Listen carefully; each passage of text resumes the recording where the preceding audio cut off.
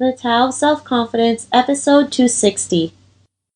Welcome to the Tao of Self-Confidence, where I share stories of amazing women who have discovered their inner journey to self-confidence. Visit our website at thetaoofselfconfidence.com. Your inner journey to self-confidence awaits.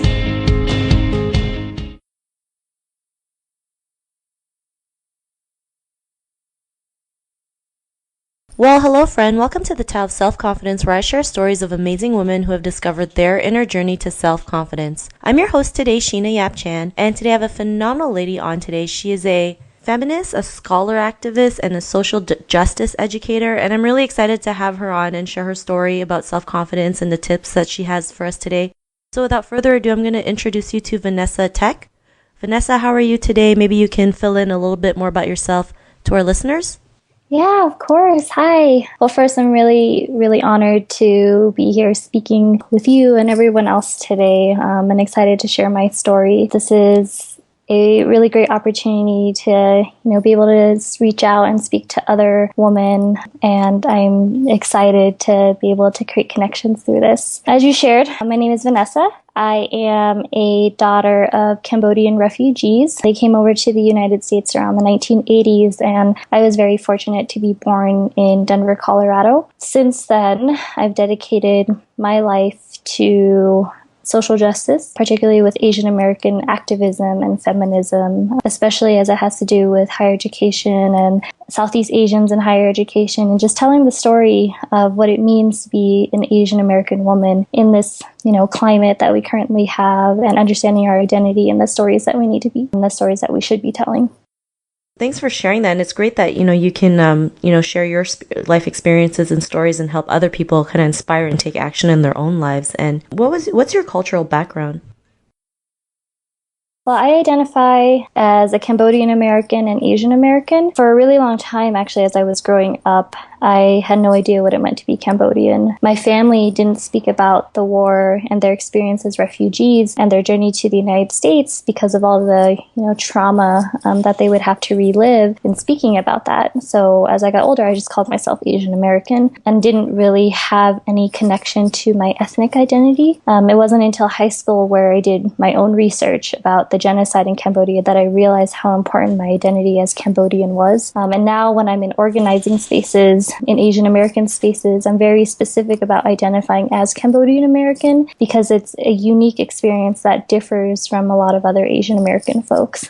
My family experienced war, had to come to the United States, and had to experience assimilation, had to experience bullying, all these types of things that are not typically a part of other Asian American narratives. So that Cambodian American part is very important to me. Thanks for sharing that. And I'm glad that, you're out there sharing what, you being Cambodian. Because, especially when you move to, America, or you're an Asian person living in America, a lot of Asian women or Asian people are kind of ashamed that they're being Asian. Because, especially back then, when I first moved to Canada, it's like, I didn't want to be Asian. I wanted to be a white person. Yep, exactly. And, and now, I love being Asian, I love it. I love who I am. I love my culture and what I do and what we can represent. So, I'm glad you're able to do that as well. And Vanessa, what's your favorite self-confidence quote? My favorite self-confidence quote. It's by a South Asian poet. Their name is Rupi Kaur, and the quote is, "Our backs tell stories no books have the spine to carry." And that quote in particular is very important and resonates with me because as an Asian American woman, one, our stories aren't told. And two, we have so many experiences. We're all warriors. We raise families. We have survived war. My mom has survived war. She learned a new language for survival. All these things. Nobody tells these stories, but we're so strong and we hold them all. I think we hold the world on our backs. And I think that quote is so powerful because it speaks to that. Thanks for sharing that. And I love that quote, right? Because there's so many people out there with amazing stories that can really inspire the world, and they're just too afraid, or they think, my story is nothing special. Who's going to listen to me? Not knowing that, if you can just change one person, that could be more than enough. I mean, this is why I started the podcast. I just really want to share women's stories of what they've been through and where they are and how they were able to overcome it. to inspire others to do the same thing. So love the quote that you mentioned. It's the first time I've heard it, and it's so powerful. So thank you so much. And in your own words, how would you define self-confidence? I was thinking about this question for a while, and I actually couldn't come up with anything because I don't think there's any set definition for what self-confidence is. I think it depends on the person and the woman experiencing it. But I do know for sure that women have always been confident. I think that as we grow up, the world tells us otherwise, and we have to spend the rest of our lives unlearning all of that toxicity and the fact that we have to relearn that we are amazing and that we are extraordinary and that we have always been everything we have wanted to be. And it's just a matter of telling the world that everything it's taught us is wrong. Thanks for sharing that. I believe it too. I think we're all born with it, and it's just like life happens, and the media and families and society kind of programs us certain things that makes us relearn everything all over again. So I love your definition. And Vanessa, what was your life like before your discovery of self-confidence?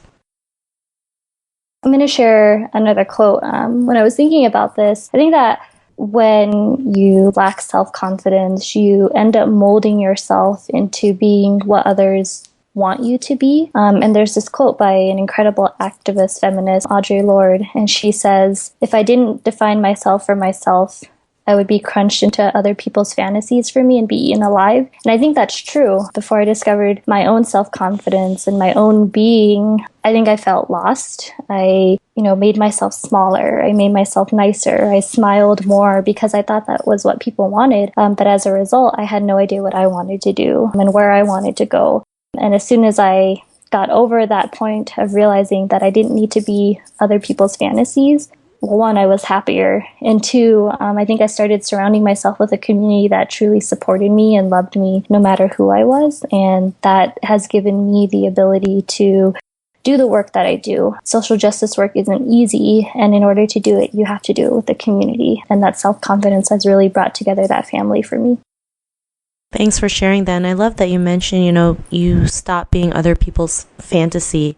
Especially, growing up in an Asian culture, our parents or our loved ones want us to be a certain way when, deep in our heart, we just want to be ourselves, right? Mm-hmm. And sometimes it's hard because if we don't follow what, society or loved ones tells us, it's like we feel like we're being disobedient or we're not being the good daughter. And yes, sometimes it's not about that. It's about being who you really want to be and what you want to do and how you want to live your life. So thanks for sharing that. And because you were able to surround yourself with like-minded people to help you do what you do today, what's your life been like now? I joke a lot with my friends. I call it the struggle to love, mainly because social justice work, again, is really challenging. Whether it's in higher education, whether it's in the community, it's a battle every single day.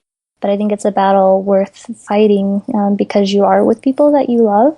I would say that I've redirected my focus to doing a lot of social justice work in higher education because that is the community that made a difference for me. I met fantastic educators that, even gave me assignments to talk about my own story. I remember once I had a professor that said, "Hey, write about anything you want, go interview your family, learn about them." And that was absolutely life-changing for me because I never had a professor or a teacher care about who I actually was. And I got to write about something that was relevant to me and to the people that I care about. So I hope to have that type of impact on other folks and let them find their own stories, their own voice, and be confident in their own experiences because they're just as valid, just as valuable as everything else that we're taught to learn in schools. And I think even more important than what we're taught to learn in schools.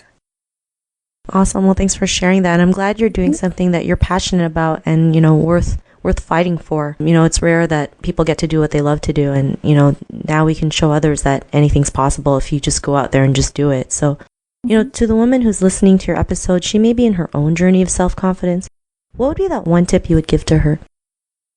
I would say that there isn't actually a destination to your own journey to self-confidence. I think every day is a new cycle of learning who you are and loving who you are. I think it's important to realize that women are allowed to be angry, be frustrated, to be ugly, to eat all the ice cream we want, to be fragile, to be strong, to be flawed and imperfect and flawless all at the same time. None of that is mutually exclusive, and we should be able to embrace that we're all of these things all at once, all the time, and that's okay.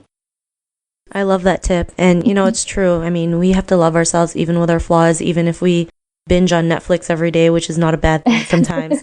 It's just sometimes it's something that you have to do for yourself and be okay with it. So love the tip that you mentioned. And Vanessa, if our listeners wanted to get to know you a little bit more about you and what you do, is there any links or social media profiles we can connect with? Yeah, of course. If you're interested in learning more stories about myself, my community, and other incredible folks, I help to run an organization called Project Ava, and you can read many things there. So Project Ava, projectava.org, projectava.org.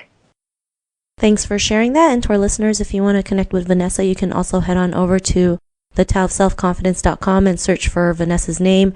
Her show notes will pop up along with everything else we talked about. And I just want to thank Vanessa for taking the time to share her story and tips with us on self-confidence. So thanks so much, Vanessa. Thank you. Thank you so much. This has been really wonderful. Not a problem. It was an honor having you on and share your story. And to our listeners, be on the lookout for another new episode of another amazing woman's journey to self-confidence. And we'll talk to you soon. Bye for now. Thank you for tuning in to another amazing episode of the Tao of Self-Confidence. Want to learn how you can use podcasting to market your business? Download your free report by visiting our website at thetaoofselfconfidence.com. Your inner journey to self-confidence awaits.